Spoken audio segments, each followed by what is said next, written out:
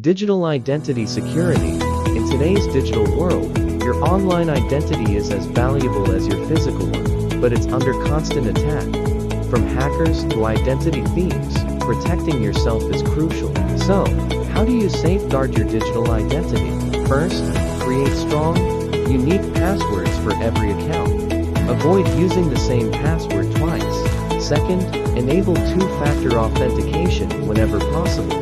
It's an extra layer of security. Be cautious of phishing emails and suspicious links. Never share personal information with unsolicited contacts. Regularly update your software and antivirus protection. And lastly, monitor your financial accounts for any unusual activity. A person smiling confidently in front of a secure lock icon narrator. By following these simple steps, you can significantly reduce the risk of becoming a victim of identity theft. Stay safe online. BB Cybersecurity Leadership and Mentorship Program.